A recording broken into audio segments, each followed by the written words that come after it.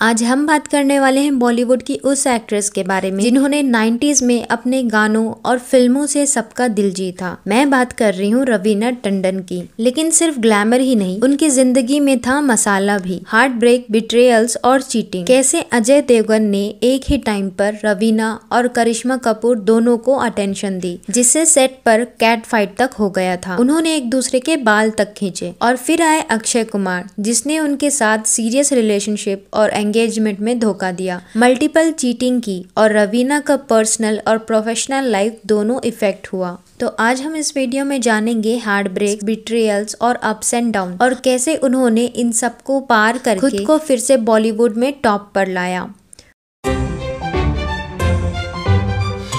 रवीना टंडन मुंबई में ही born and brought up हैं। इनके फादर का नाम है रवि टंडन और इनकी मॉम का नाम है वीना टंडन, और इन दोनों के नाम को मिलाकर बना इनका नाम, यानी कि रवीना टंडन। रवीना टंडन के फादर फिल्म इंडस्ट्री में ही काम करते थे, इसलिए बचपन से ही फिल्मी माहौल तो उन्हें मिलता रहा है। 10th क्लास से ही रवीना ने अपने फादर के साथ उनके प्रोजेक्ट्स पर काम करना शुरू किया था, लेकिन तब वो इतनी सीरियस नहीं थी। वो ऐसे ही कैजुअली अपने फादर के साथ जाती थी, ये देखने के लिए कि काम कैसे होता है, फिल्में कैसे बनती है। स्कूल के बाद जब रवीना कॉलेज आई तो अपने पॉकेट मनी के लिए उन्होंने एज एन इंटर्न जेनेसिस करके PR कंपनी को ज्वाइन किया। वहाँ पर थोड़े टाइम काम करने के बाद उनका इंटरेस्ट अपने फादर की तरह फिल्म मेकिंग में आया, और अब तक रवीना टंडन का माहौल ऐसा हो गया था कि उन्हें बहुत सारे लोग फिल्मों में आने के लिए इंसिस्ट कर चुके थे, लेकिन उन्हें इंतजार था एक अच्छे ब्रेक का। इसी दौरान सलमान खान एक फिल्म पर काम कर रहे थे और इस फिल्म के लिए उन्हें एक नए चेहरे की जरूरत थी। ये फिल्म थी पत्थर के फूल। बंटी वालिया करके सलमान के एक दोस्त हैं, जिनकी एड में रवीना टंडन काम कर रही थी। ये जूस का एड था, और वहीं पर एक दिन बंटी वालिया ने सलमान खान को बुला लिया और कहा कि तेरे फिल्म की हीरोइन इधर है। तब सलमान खान उस एड शूट के सेट पर गए और उनकी मुलाकात हुई रवीना टंडन से, और यहीं से उन्होंने डिसाइड कर लिया अब उनकी इस फिल्म की एक्ट्रेस होगी रवीना टंडन। और ऐसे रवीना टंडन ने बॉलीवुड में डेब्यू किया। और जब गाना आता है कभी तू छलिया लगती है, कभी तू लैला लगती है, तो ऑडियंस की नजर उनके चेहरे पे टिक जाती है। कभी तू झूली लगती है,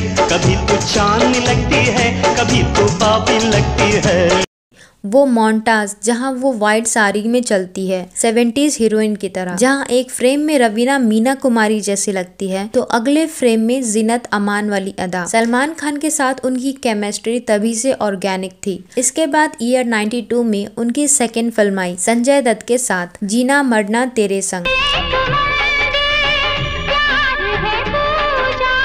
रवीना टंडन ने खुद कहा था कि उसे बचपन में संजय दत्त पर बहुत बड़ा क्रश था, इतना कि उनके कमरे की दीवारों पर उनके पोस्टर्स लगे रहते थे। वो ये भी बताती हैं कि जब उन्होंने संजय दत्त के साथ काम करना शुरू किया था तो उन्हें थोड़ा डर भी लगा था, क्योंकि वो ये सोच ही नहीं पा रही थी कि वो जिस पर इतना बड़ा क्रश करती थी उसके साथ फिल्म कर रही है। फिल्म रिलीज हुई और रिसेप्शन इतना खराब था कि थिएटर्स ने एक हफ्ते के अंदर ही एग्जिट कर दिया। बाद में रवीना सोचती थी कि काश ये मेरी सेकंड रिलीज फिल्म ना होती। इसके बाद उन्होंने बैक टू बैक कुछ फिल्में की, जैसे दिव्य शक्ति, क्षत्रिय, परंपरा और दिलवाले, जिसमें से दिलवाले फिल्म उनकी हिट मानी जाती है। उनके साथ अजय देवगन थे। एक ऐसी लड़की थी जिसे मैं प्यार करता।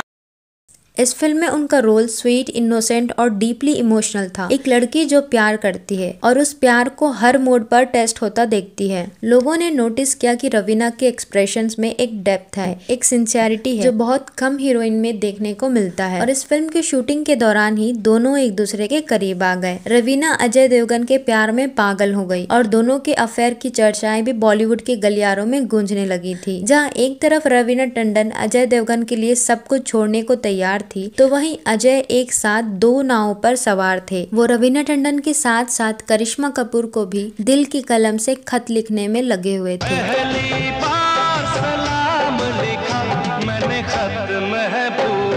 अजय देवगन को लेकर करिश्मा कपूर और रवीना टंडन के बीच भी जंग छिड़ गई थी, जो सालों तक चली। जब रवीना को समझ में आ गया कि अजय देवगन टेढ़ी गर्दन करके किसी को भी सेट कर लेते हैं और वो रवीना के साथ सीरियस नहीं है, तो रवीना ने जुबां केसरी बोलकर लोगों को गुटखा बेचने वाले अजय देवगन को छोड़ दिया।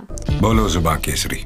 सबने ये कहना शुरू कर दिया कि अजय ने रवीना का दिल तोड़कर करिश्मा के साथ रहना चालू कर दिया है। रवीना ने एक मैगजीन को तो ये तक कह दिया था कि जब करिश्मा और अजय के बच्चे होंगे तो वो जिब्रा जैसे दिखेंगे।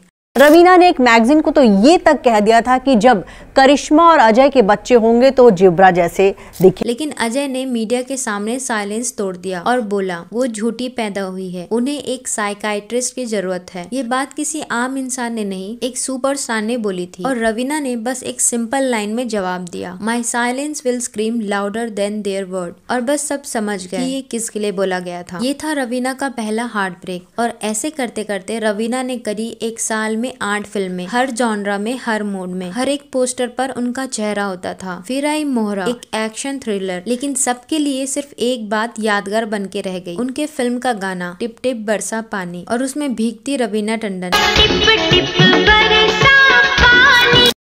और जब सब सोच रहे थे कि रवीना टंडन ऑलरेडी पीक पे है, तो आया वो गाना जिसे हर गली, हर वेडिंग, हर नुक्कड़ पे बजाया गया, तू चीज बड़ी है मस्त मस्त। तू चीज बड़ी है मस्त मस्त, तू चीज बड़ी है मस्त। अक्षय के साथ उनकी केमिस्ट्री ने थिएटर में आग लगा दी। उनकी जोड़ी तब से ही फैन फेवरेट बन गई थी। और उसी साल लाडला आई, जिसमें उन्होंने एक एम्बिशियस वर्किंग वुमेन का रोल प्ले किया, अपोजिट श्रीदेवी और अनिल कपूर। और फिर भी लोग रवीना को नोटिस कर रहे थे, इतना कि उन्हें फिल्म फेयर नॉमिनेशन भी मिला। और उसी साल ईयर 94 में आई एक और फिल्म अंदाज अपना अपना, जो कि बॉक्स ऑफिस पर तो फ्लॉप हो गई थी, पर आज एक कल्ट क्लासिक है। पहले मरीज को पता लग जाता है कि वो ठीक हो गया कि नहीं। Do you understand? मैडम समझने की कोशिश अरे जब से डॉक्टर आ गया तुम्हारे तो तेवर ही बदल गए। तेवर आपके तेवर नहीं बदल।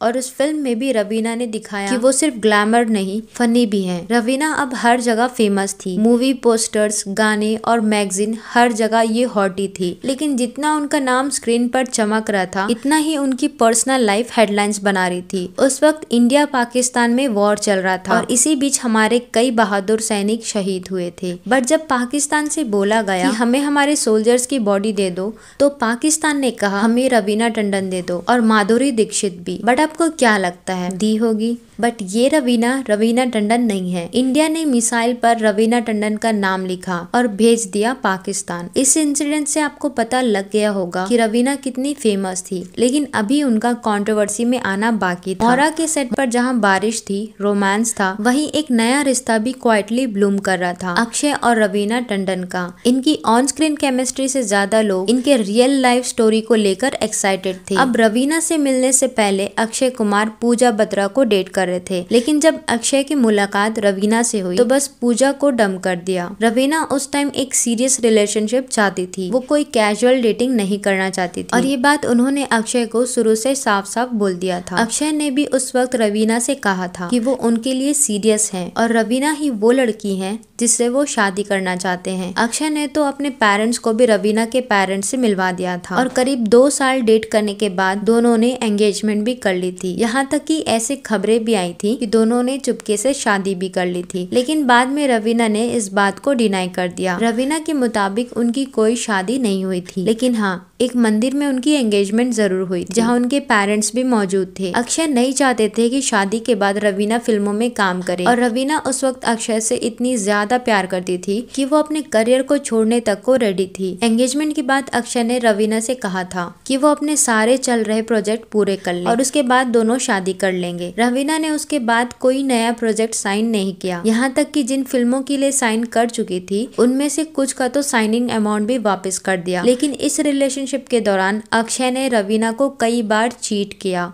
1996 में दोनों ने साथ में एक फिल्म की थी, खिलाड़ियों के खिलाड़ी।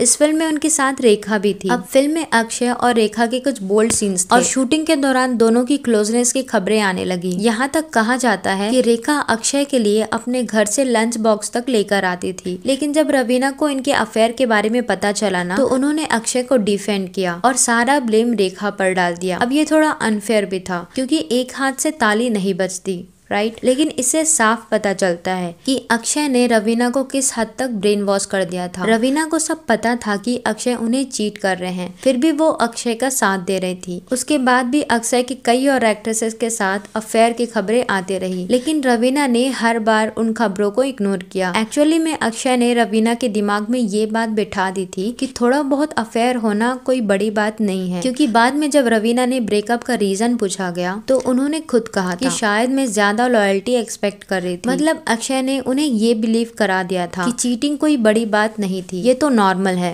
Try to make it work till a certain limit where I just thought that I can't just do it anymore. अब एंगेजमेंट के बाद एक बार दोनों का ब्रेकअप भी हुआ और ब्रेकअप के तुरंत बाद अक्षय ने किसी और से एंगेजमेंट कर ली। फिर जब उनका और रवीना का पैचअप हुआ तब रवीना को पता चला कि अक्षय एक और लड़की से भी एंगेज्ड है। औरत का चक्कर बाबू भैया, औरत का चक्कर।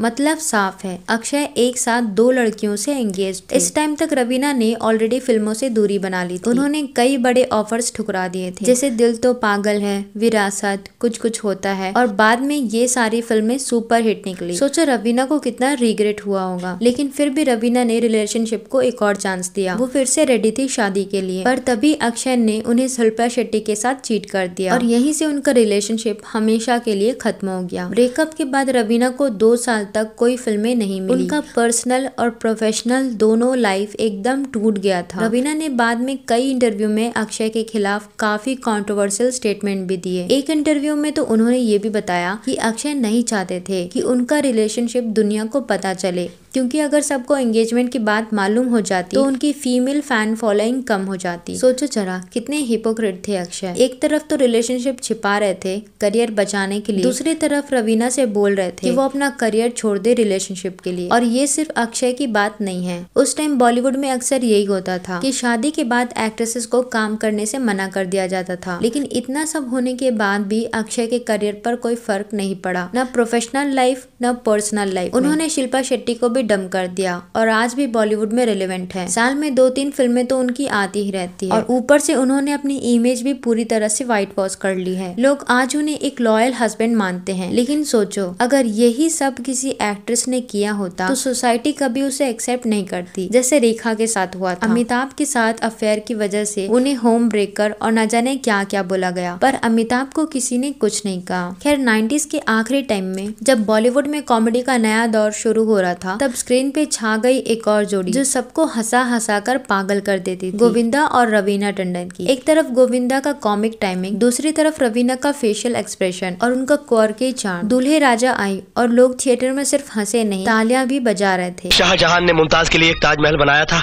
मैं तुम्हारे लिए 7 ताजमहल बनाऊंगा। अयो इतना मार्बल किधर से लाएंगे जी? हमारे देश में बहुत सारे खान हैं, शाहरुख खान, सलमान खान, आमिर खान, किसी भी खान से उधार ले लो।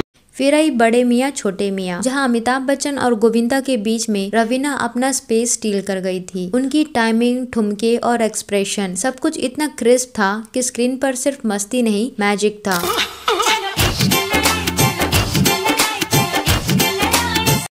ईयर 99 में अनाड़ी नंबर 1 आई और फिर से बॉक्स ऑफिस पे धमाका हुआ। चाहे स्क्रिप्ट स्ट्रॉन्ग हो या ना हो, रवीना स्क्रीन पे होती थी तो ऑडियंस एंटरटेन होती थी। और ये वही रवीना है जिसका कुछ वक्त पहले हार्ट ब्रेक हुआ था, हेडलाइंस में आया था, लेकिन अब उनकी हर परफॉर्मेंस हेडलाइंस बना रही थी। ऑल्सो रवीना 2001 में कमाल हसन के साथ फिल्म आलवंदन में भी नजर आई थी, जिसमें रवीना ने तेजस्वनी का कैरेक्टर प्ले किया था। वो कमर्शियल मूवी कर करके अपना नाम बना ली थी, बट अब रवीना ने डिसाइड किया कि अब वो सिर्फ चीज बड़ी मस्त मस्त नहीं बनेंगी, अब वो करेंगी वो रोल्स जिसमें मेकअप नहीं मसाला हो। उन्होंने फिर दमन करी, जिसके लिए उन्हें बेस्ट एक्ट्रेस का नेशनल अवार्ड मिला। ये फिल्म अलग लेवल का एक्सपेरिमेंट था और रवीना ने अपनी एक्टिंग से सबको प्रूव कर दिया। ब्रेकअप के बाद उन्होंने एक इंटरव्यू में बोला भी था कि जिस इंसान के चक्कर में मैं करियर छोड़ने को रेडी थी, उसके जाने के बाद मुझे करियर नहीं संभाला। और सच में उन्होंने अपने टैलेंट और हार्ड वर्क से सबको जवाब दे दिया। और अक्स जैसी थ्रिलर फिल्म की और सत्ता किसको नहीं याद। माय पॉइंट इज कि पिछले 4-5 इलेक्शंस में तुमने कितनी बार वोट डाला है? नहीं, एक बार भी नहीं। और जब वो अब हर तरफ से एक्ट्रेस का टैग जीत चुकी थी, फिर उनके घर आई एक नन्ही परी। जब इंडस्ट्री में कोई हीरोइन शादी के बारे में नहीं सोचती थी, तब रवीना ने 2 बेटियों को अडॉप्ट किया, पूजा और छाया। सिंगल मदर के रूप में बिना किसी पब्लिसिटी के, बिना किसी PR स्टंट के, एक यंग एक्ट्रेस जिसे दुनिया सिर्फ मस्त मस्त गर्ल कहती थी, उन्हें अपना नाम, घर और अपना प्यार देने लग गई। हीरोइन होना एक काम है, लेकिन माँ होना एक जुनून। और फिर उनकी जिंदगी में आए अनिल ठडानी, एक फिल्म डिस्ट्रीब्यूटर, सिंपल और डाउन टू अर्थ। उनका नेचर रवीना को पसंद आया और 2004 में दोनों ने राजस्थान के एक पैलेस में शादी कर ली। शादी के बाद रवीना ने थोड़ा ब्रेक लिया, अपनी फैमिली और बच्चों राशा और रणबीर के साथ टाइम स्पेंड किया, लेकिन कैमरा से दूर नहीं हुई। फिर उनका बड़ा कमबैक आया नेटफ्लिक्स के अराण्यक सीरीज के साथ, और उन्होंने उसमें एक ग्रिटी कॉप का कैरेक्टर कस्तूरी डोगरा का रोल निभाया। कस्तूरी डोगरा SHO अंगद मलिक आपकी जगह आया। चार्ज दिया नहीं है मैंने अभी तक। और फिर 2022 में आई एक ऐसी फिल्म जिसमें हर शॉट में फायर था, KGF चैप्टर 2, टॉकी भाई के अपोजिट। घुस के मारेंगे।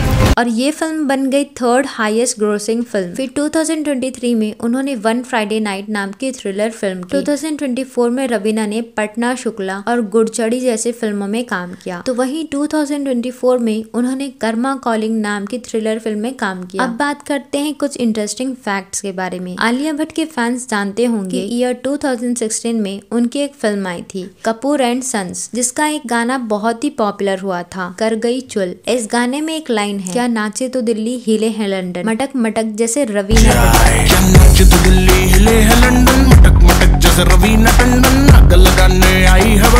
अब ये लाइन तो सबको पसंद आई थी, लेकिन बहुत कम लोगों को पता है कि इस लाइन में रवीना टंडन का नाम यूज करने से पहले करण जौहर ने खुद रवीना से परमिशन ली थी। फिल्म अंदाज अपना अपना आज भी लोगों को हंसाती है। इसके मजेदार डायलॉग्स और एक्टिंग सबको पसंद है, लेकिन सेट पर सब कुछ उतना मजेदार नहीं था, खासकर रवीना टंडन और करिश्मा कपूर के बीच। 90s के टाइम में गॉसिप मैगजीन में खूब खबरें छपी थी कि सेट पर दोनों एक्ट्रेस के बीच टकराव था, बाल खींचने और छोटी छोटी लड़ाई की बात भी सामने आई थी। मतलब फिल्म कॉमेडी थी, लेकिन एक्चुअल जिंदगी में थोड़ी टेंशन थी। डायरेक्टर राजकुमार संतोषी ने सोचा कि अब कुछ करना चाहिए। क्लाइमेक्स के सीन में दोनों को एक कॉलम में बांधा गया था। डिनर ब्रेक पर किसी ने कहा कि उन्हें खोल दिया जाए, लेकिन डायरेक्टर ने कहा कि कोई उन्हें नहीं खोलेगा, पहले दोनों आपस में बात करो। सेट में सब मस्ती कर रहे हैं, सिर्फ ये दोनों चुप है। इस तरह उन्होंने दोनों को बात करने के लिए मजबूर किया। ऑल्सो रवीना एनिमल लवर है, उन्हें एनिमल्स के हक और उनकी देखभाल करना बहुत पसंद है। उन्होंने कई पेट एनिमल्स अपनाए हैं, जैसे हस्की, अलास्का और जर्मन शेफर्ड एल्सा। वो हमेशा लोगों को यही कहती है कि एनिमल्स खरीदने के बजाय उन्हें अपनाओ। रवीना स्ट्रे डॉग के नसबंदी के सपोर्ट में है, यानी वो ये चाहते हैं कि स्ट्रे डॉग की पॉपुलेशन ज्यादा ना बढ़े। उन्होंने ये भी कहा है कि लोकल प्रशासन सही से नसबंदी और वैक्सीन नहीं करता,